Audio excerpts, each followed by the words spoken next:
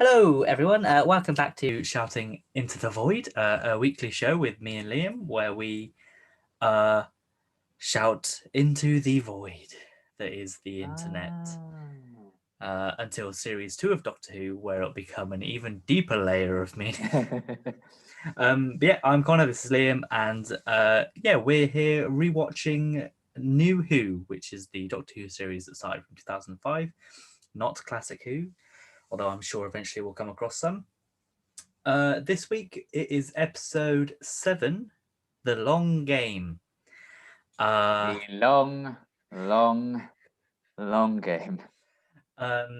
In this episode, we pick up with the Doctor and Rose and tag-along Adam.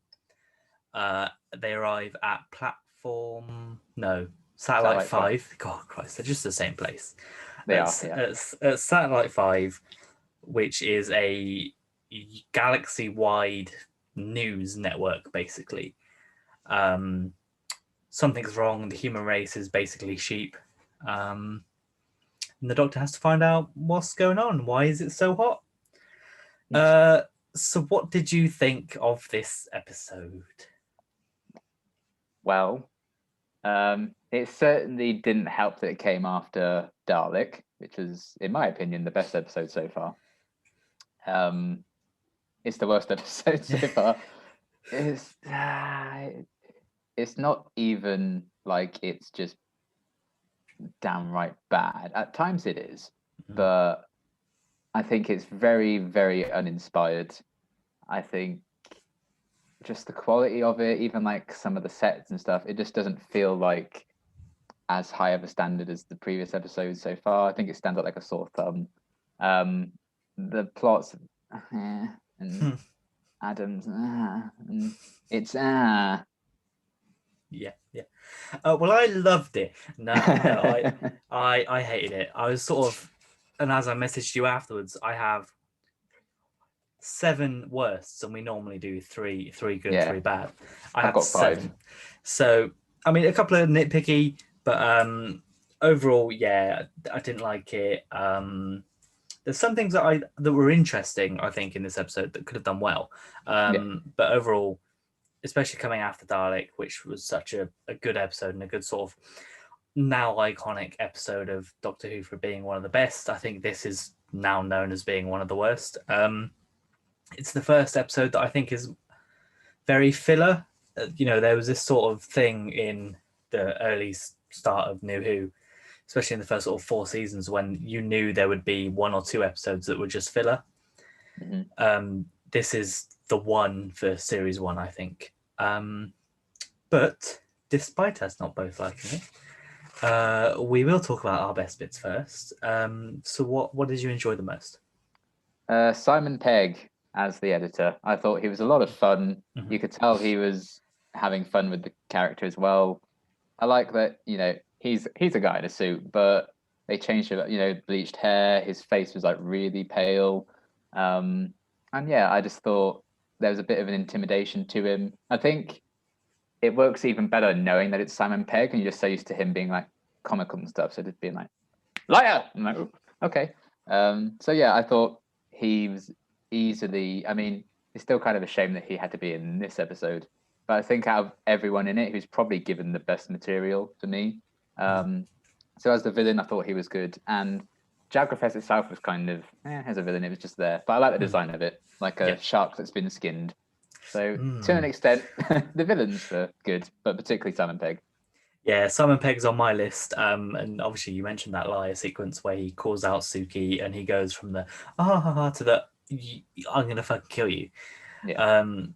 I do think it's a shame he's in this episode, especially because he was such a big fan of the show. I'm sure there's a story behind it that I remember reading, but I think they wanted him for something, and this was the only time he could do. So he had to go. Yeah, they wanted him. I read that they wanted him to play Pete in the next episode, but he couldn't do it. Oh, that would have been weird, wouldn't it? Yeah. He definitely wouldn't have returned in series 2 if that was the case. No, maybe not actually. Yeah. But yeah, I really liked him in this. I want, this goes into sort of the issues I have with it, but how obviously we know that he's there because he represents a consortium of banks. which is politics in my Doctor Who, which I don't appreciate, and I really wish it would stay out of it. I'll get onto the bank thing. That's one of the reasons I thought this was really uninspired. Yeah, but other than that, I was like, is he there? Is he white hair, big pale face because he's dead? Because he's been there for too long? Does he just look like that? Yeah. But those are issues that you don't. Yeah, that's quite nitpicky. But he's certainly dead now. So is he? If they bring him back now after 16 years, oh, could you imagine? Then my God, I think they could definitely bring Simon Pegg back as a different character. I would like to see him get another shot at the show. Yeah. In a better role. But he did really well with the stuff that he was given in this. Obviously, this was around Shaun of the Dead time, I think. Hot Fuzz, I think, came out in 2005. Mm-hmm. So he wasn't quite Hollywood A-lister yet, as a lot of guest stars that appear in Doctor Who, especially later down the line, they're pre-Hollywood. Mm-hmm. But yeah, definitely by far the best guest actor in this, the best side character in this, and a pretty decent villain overall. Yeah. I was still kind of a bit with the villain's plot. It was very much a case of, so why are they doing this? Oh yeah, I didn't care at all about what they were doing. Just because they can. Because I remember thinking at the start, I was like, right, so why are they controlling the human race? It's not mentioned in this. They never say why they're doing it. Yeah. I think it's revealed in the finale that it's actually the Daleks have put them there. The Daleks put it there, yeah. But I don't think that excuses the fact that we still don't exactly know why. No, and they should, the way they could fix that is putting in a line at the end like, oh, why was he here? Kind of type thing. Yeah. They don't do that, and it feels very much like the line in the finale that the Dragonfest was put there was very much Davies retconning and being like, oh, that's why they were there. Yeah. But so you do need to watch this episode back. Yeah. Sort of sticking on characters then and actors. My second best is Chris Ruxton. Nice. As again, it seems like he's in the best every episode because no matter what he's given, no matter what episode he's in, he seems to be one of the best, if not the best parts of it. Mm-hmm. There was one bit in this when he was sending off Rose and Adam, like, go on your little date. And then as soon as she turns away, his face just drops. And I'm like, see, that's some good acting that doesn't deserve to be in this episode. He's like, something's wrong here. There's that. And then there was one bit at the end when Kathika was like, oh, it's like, oh, something to do with the turbines. And then he goes, something to do with the turbines. Yeah. Such a little kid. It's just amazing. And I think for me, he makes this episode bearable and watchable. Yeah, I give up on you, Kathika. Exactly. Okay. It's the same way David Tennant makes a couple of the duds in future series is watchable, and Matt Smith with some of the other ones. So long as the Doctor is good in it and it has enough to do, you can watch this. If it was a Doctor Light episode, I would have hated it even Which more. Was the original plan.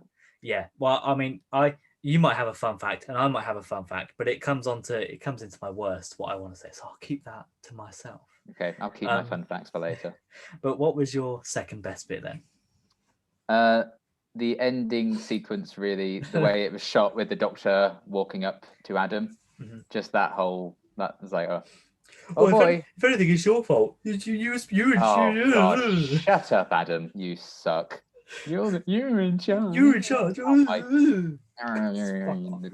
But yeah, just the shot of, I really struggled with politics. The shot where the Doctor was just shot head on as he was like walking up to Adam, not saying a word.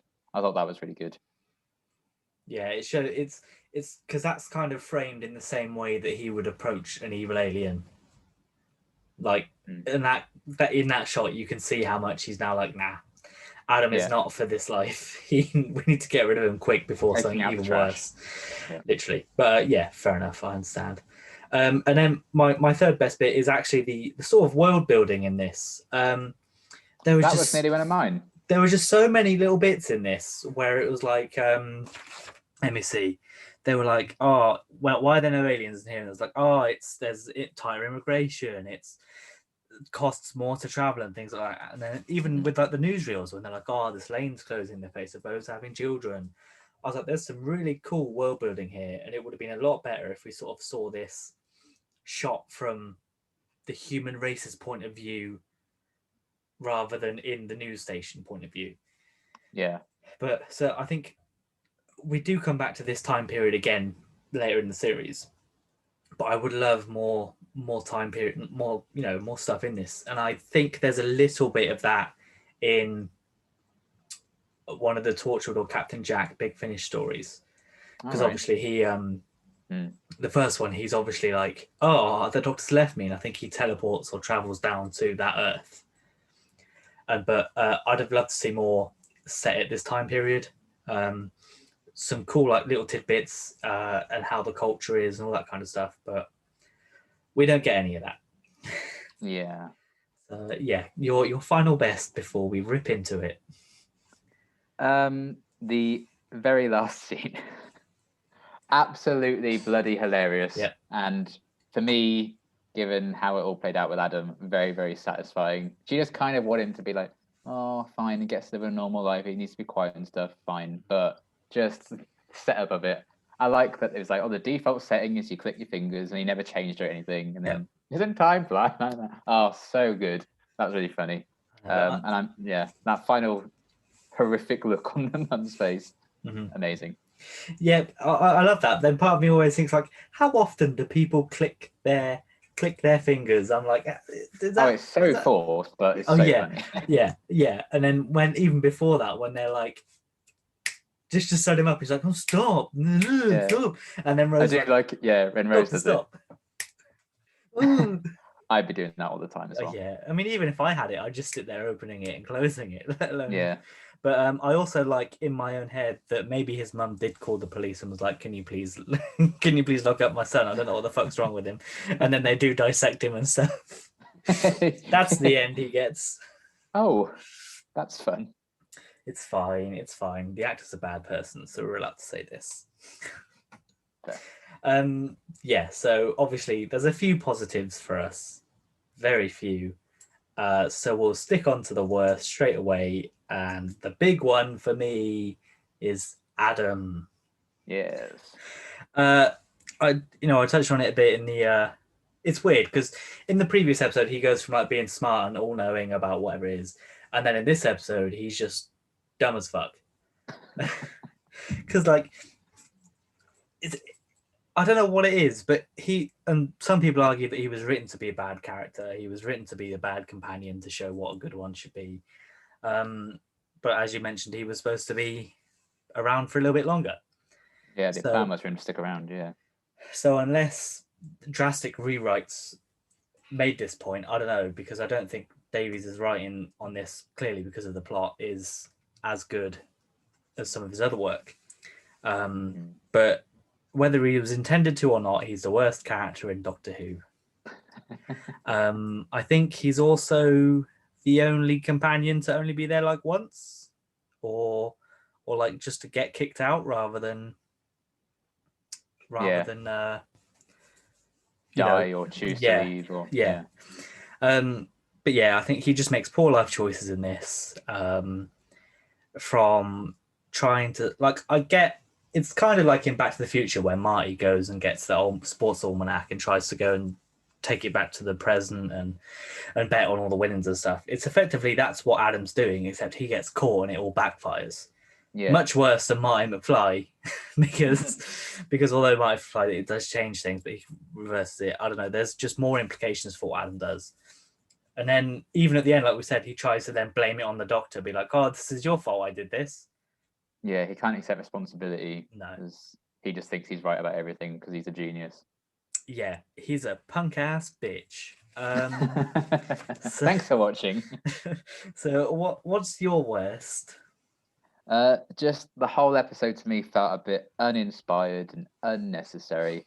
Because I think in the long run, I know it's supposed to tie into the finale and stuff, but all really comes of it is like the doctor going, oh, I made this world, and they never do anything else with it. So you might as well not bothered. So why did we need this at all? I don't know.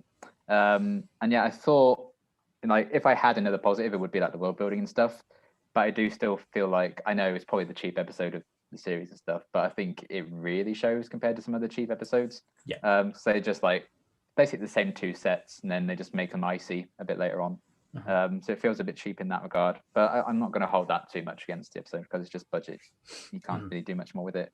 And I think like it just feels uninspired to me because this is the 3rd story of 6 technically so far, the 2-parter, where some of the villains have been motivated by money. So we've had Cassandra, we've had the Savine, and now we have the editor representing banks and stuff. I'm like, it's 7 episodes in, and 4 of them have been influenced by money already. Like, come on, sing a new song. So I'm just like, oh, I can't be bothered. Like when the editor's talking about all this, I'm like, I don't care. So yeah, it's just nothing really hooked me about this at all. Yeah, well, I've put on mine plot just because it's kind of formulaic. I guess it's a case of something's wrong. I mean, every Doctor Who episode, something wrong. We need to find out what it is and stop the bad guy. But this one, you can see it a lot more. Adam's like if you're going to have Adam there, put him with the main cast. I don't think that's what I was saying. I don't that's know one why. of my negatives. Well, yeah, they just shove him off to the side, and it just feels very tacked on. Yeah, I wrote Adam's just not interesting enough for a whole solo arc to himself.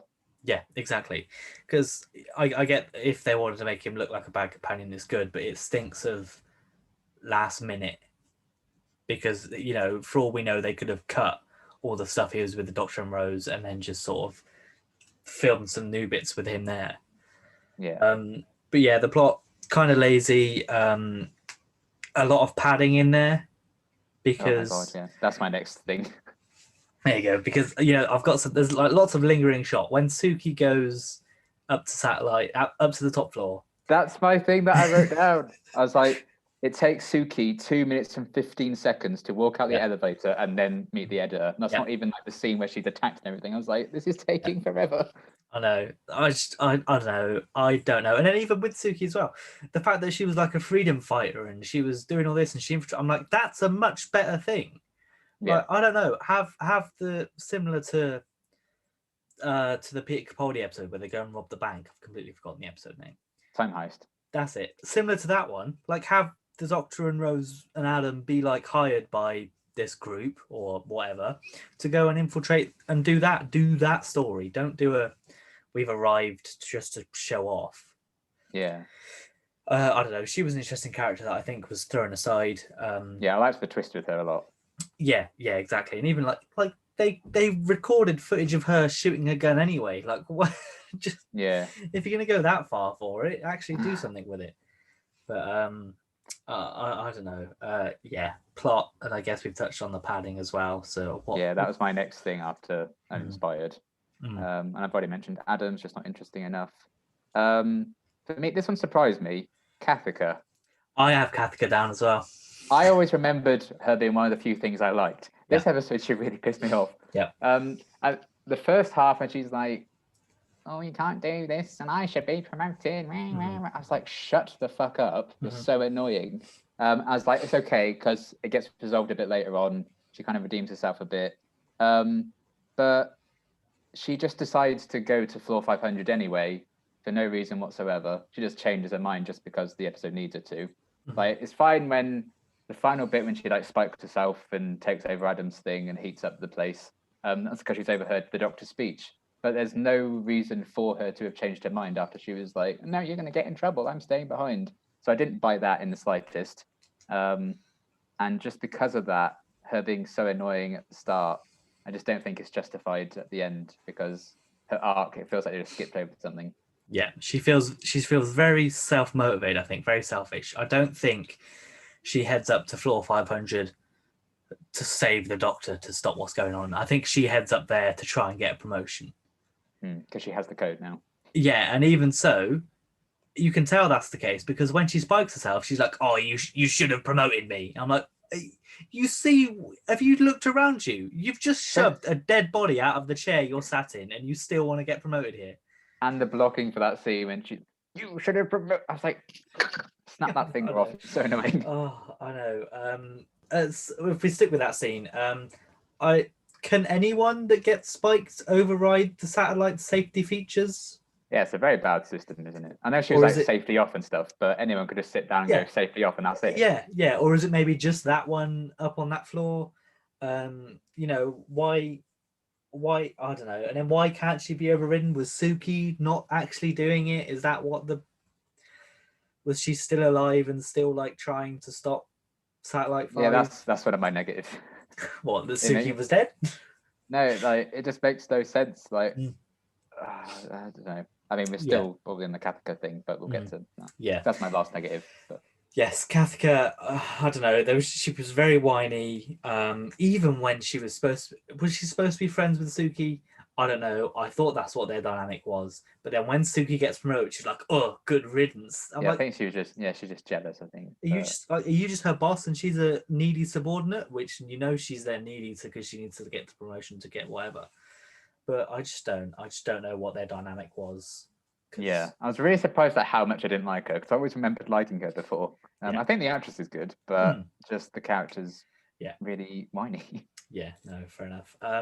Yeah, my point was Kathika. My next one, we sort of touched on it, is lazy set design. Yeah. I think the only good set in this is the Kronkburger stand and maybe Simon Pegg's control room. Yeah. I know that Russell designed the set or designed the story so that the set could be used multiple times, but not just like in one episode, but also for other episodes, which is obviously why we go back to Satellite 5 later on. But there are just some bit like this first spike room we go in. There's just like two railings, a chair, and like some padding on the floor. And I'm like, you've just found a spare room and just shoved some stuff in and gone, yep, that'll do. And then even when Adam goes down to the room to see about getting his head chipped, that's just table chairs. Yeah. Like there's very few set decoration outside of, two main rooms. And it just stuck out to me a lot. I know Doctor Who can be kind of cliche when it comes to sets, with how, especially in Classic Who, when there was a lot of fake sets and you could see there was fake sets and stuff like that. But this one, just for the first time in New Who, I noticed poor set decoration, which, as a sci-fi show that wants you to think it's in the future, you probably shouldn't be noticing. Yeah. But what can you do? Oh dear. So what was your follow-up worst? This is like the last one I really had. Thematically, it works. Like in terms of satisfying character stuff, it works when Suki grabs the other and stops him from escaping, so he dies. How the fuck did she do that? When they establish that they're dead, and it's just the chips that keep on going. So why is the chip like, oh no, I don't like you now suddenly? Like you're a computer. Yeah, which made me think, who controls the chips? Is it the Jagrafess? Has he controlled Suki to stop Simon Pegg from leaving? Yeah. Is it a computer system? I feel like they could have explained it, but they just don't. Like cut a minute out of Suki going, "Ooh, there are clearly skeletons behind this sheet, but I'm only going to notice the one right there." Yeah. And just explain that. But no, I know. We're going to get on some nitpicky ones for myself at the minute, right? Okay. TARDIS language translation. Yes. They mentioned that the TARDIS can translate. They say this. They literally say this in the second episode. The TARDIS is in your head. It can translate things. There's Chinese writing in this on the foodstuffs, which is not translated. Maybe, right, to give some context, normally, wherever you go, all the writing and stuff is in English because we're supposed to see it from the companion's point of view, so it's all translated for us as well, most of the time. Yeah. But it's not in this, both from the alien language sort of on the computer screens, the foodstuffs, the packaging on the food, and even the Jagrafess when he speaks. Only the editor can sort of understand him. So why can't the Doctor and Rose do it? Is it not real language? Is it all fake? Is it too old to understand? Like they use sometimes say, oh, it's an ancient language that we've never been able to understand or whatever. But a very nitpicky point is they make a point of saying, oh, this is why you can hear all the aliens in End of the World, because we translate it in your head to then not having you be able to understand the aliens. It doesn't work. Yeah. But that's my own point. how does a spike machine make a key hover? True. Yeah. Because it's like, we have the key, and it just slides out of Adam's pocket and dangles right in front of him. And I'm like, what? How does how how does this machine go? I don't. Maybe there's some maybe it magnetized or something. Maybe. Who knows? And sort of sticking with the spike machine. Why are there dead people in that spike machine? Yeah. Because they did they freeze there? To be creepy. Yeah, like, because that implies that they all died at once in the process because their brain things still open. Did the spike killer did there literally be like a cold snap and everything froze and so they died? I don't know actually. See, this is what I mean. There's just a couple of things that Yeah, really just get on doesn't. my tits. Yeah. I'll see if there's anything else. Was there any nitpicks for you? I think I've nitpicked everything I wanted to nitpick. That absolutely bothered me. Mm. I do have, I guess, another positive. I do like the nurse lady. I like that she was like, she was kind of forcing it on Adam to like, oh, you've got unlimited credits, you might as well get the more expensive thing. That feels very true to how salespeople are. Yeah, that's another. This universe is ultra capitalist and it's ultra, pressurizing. And I can't remember her name quite off the top of my head. It's Tamsin something. Tamsin Greg? Yeah. Something like that. She's in Friday Night Dinner, and she's a great, she's a great actress and she's good in this. But I know the doctor, does the credit thing in the machine. But how can you get unlimited credit? What kind of economy works on the basis that somebody can have unlimited credit? True. You could have just said, "Oh, you've got like 10,010 credits." You've got 1,000,000,000 credits. There you go. Like, because it sounds like he came up with that idea when he was going to top up his mobile phone, and he needed £5 credit on it, and he went, "Oh, that's a good idea. Unlimited credit. I'll put that into an episode." Yeah. So that annoyed me. Oh, and another thing is they cut out a motivation for Adam. The fact that he was also doing this because he wanted to find a cure because his dad's got an incurable disease. That is where he's from. But for some reason, they didn't put that in. And I think like that would have at least helped a bit. But... Yeah, because you see the dad in a picture, don't you, when he phones up. When the mum comes in, it's like, "Oh, is that you?" To the dad. Yeah. But speaking on Adam's plan for millions to get future tech. Right. So, first of all, why, when he gets the chip, does he go straight to the spike machine? Like, just go back to that computer and read out what you're reading. That's the safest bet. And then secondly, if it's getting streamed into his head, why then does he... like, it's not speaking out loud. It's going into you. Putting the phone up is not going to do anything. Like, you're not streaming the stuff into the phone to leave on the voice machine. Yeah, that's true. But I don't know. My very last note on this is just hate Adam. I hate him so much. I just hate him so much. And then I put when they're like, "Oh, the default is a click," I put default click, default Adam. And then they installed the vomit thing without asking them. That can't be legal. Like, imagine if you went in for like a broken arm and they went, "Oh yeah, we realigned your spine while you were here as well." Yeah, your leg wasn't optimized, so we've given you a cyborg leg. Enjoy. Oh, I know.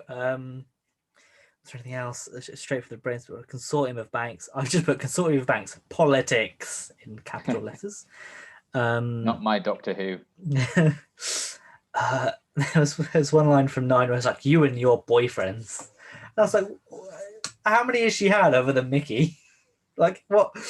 Are there other? Does she flirt with everyone they go in? Is she the Captain Jack before Captain Jack comes in? I don't know actually. Because she even flirts. Her and the Moxa Balhoun have a thing. Or? Well, like even her and her dad in the next episode are mistaken for like boyfriend and girlfriend as well.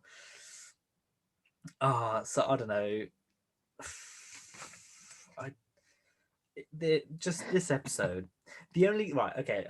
I'll give Adam some credit. He does ask one of the key questions: where are all the aliens? And even 9 was like, "Oh, that's a really good question." Yeah. And that's right at the start before we realise he's going to fuck shit up. Why does Rose change her outfit but none of the other characters do? Oh, that's true. Because correct me if I'm wrong, but I don't think there's an action figure of Rose in that outfit. No. So it's not for merchandising sakes. But obviously they all got in the TARDIS. Adam's still in the same clothes, I think. Yeah, I don't know. I mean, Nine's there must have been always a in the bit same of clothes. time because Adam knew that he was a Time Lord and he knew about the TARDIS and all that. So Yeah, but I guess, but she probably changed for Adam. yeah, probably. But then, like, did Adam know the Time Lord stuff from the previous episode? Was he around when they were discussing that? I think he was At with any Rose, point? wasn't he? Yeah, but did they discuss it when the Dalek came up and things like that? I don't know. But yeah, so that's another thing that annoys me. You could put another episode in the middle here, or another story with all three of them. Yeah, because I really like the idea of like a companion who fails, and I'm like, no, we're getting rid of you. But Yeah. he's just not interesting enough. No. Also, Rose leads when they come out of the TARDIS, which I've always found funny. Like, what do they say to Adam before they went out? Then she went, "Wait here a minute," and then they went outside, and then like, "Give us 5 minutes," and then he comes out. Yeah. I don't know, and then the Doctor just takes the lead again anyway. So surely he'd be able to work out like, oh, Rose just got told a few facts. Yeah, and then when he faints, and Doctor's like, "He's your boyfriend," and she's like, "Not anymore." I'm like, "You've known him for like 2 hours." Super dramatic zoom out as the credits roll. Like they actually show the entire station before the main titles for about a second. It's like, oh, okay, sorry. Oh, no. You don't have the budget to show this for too long. Oh, I wrote this down as well. After the credits, 9 goes, "Come on, Adam, open your mind," which I thought was very good foreshadowing for what happens towards the end. That's very good. And then there's also, "Oh, this is a place of culture, fine foods," and then immediately Kronk Burger.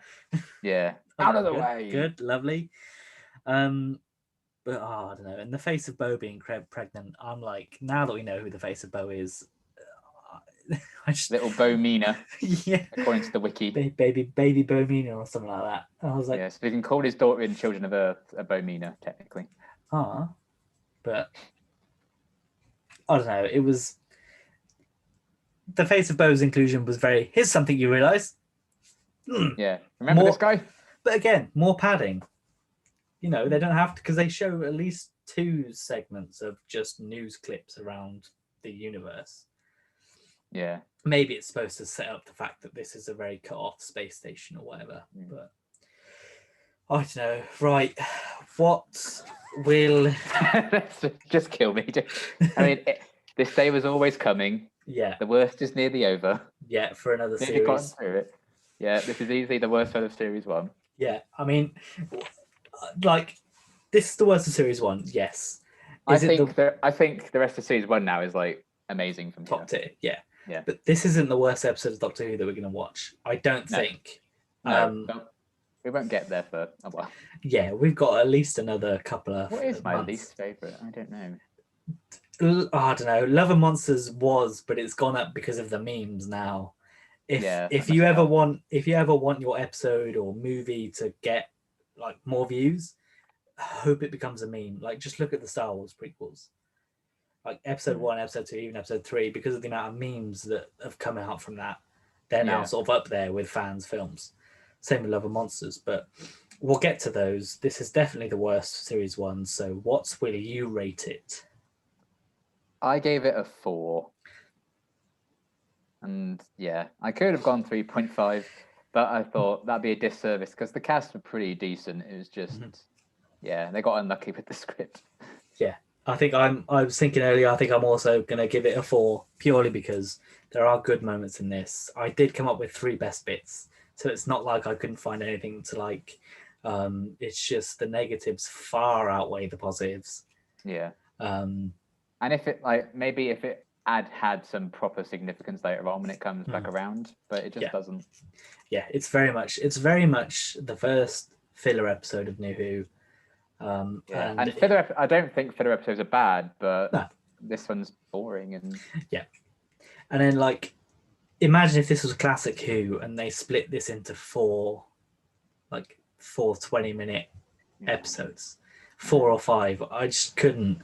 If Doctor Who wasn't cancelled then, it would have been cancelled now. Yeah, so 2 4s for the long 8 out of game. 20. Oh, Yeah, that's easily the worst performing one so it's far. it's the worst, but like 4 out of 10 still like isn't not bad. terrible for. I don't know if I'd ever something. give an episode much lower than 4, honestly. No, and you know, I would watch it. I wouldn't go back and think, what episode would I watch today? The long game. If I was to do a complete rewatch again, I wouldn't skip over it. I don't think. Yeah, it's fine. Yeah, I think I haven't watched it in a good like 8 or 9 years easily, and it's fine. But compared to the rest of Series 1, it's utter trash. Yeah.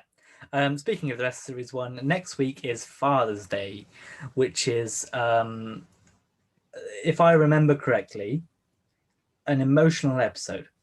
Yes. So what are your predictions for it? You know, when did you last watch it, and how are you feeling going in? When did I last watch it? I think it was on Watch like a year or 2 ago when they like playing Series 1. But I've always really enjoyed it. I like the emotional beat. I think it does Rose as a character the world of good. I think it's easily her best episode in Series 1, I think, from what I remember. And yeah, it's good when Doctor Who can do some emotional moments. So yeah, I'm looking forward to checking it out because it just means that this is over. Yeah. I've it's been a while since I've seen it. I remember liking it a lot. I remember liking Pete as a character. And it'll be interesting to see if Chris Eccleston's again another top point, because he's one of the ones that I remember liking in this episode as well.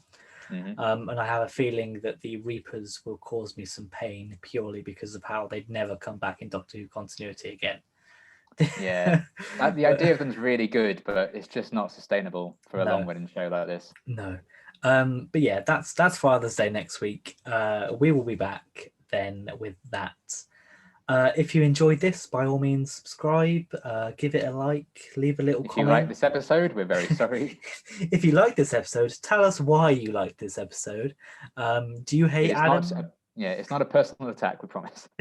No. If this is your favorite episode, fine, but we would love to hear why it's your favorite episode. If you dislike Adam, by all means, sound off in the comments. Just rip into him. Let us know everything you hate. But with that being said, we're off, and we will see you next week. Bye. Oh, let me look at you. Oh, 6 months. It's like I saw you yesterday. Isn't it funny? The time goes by like that.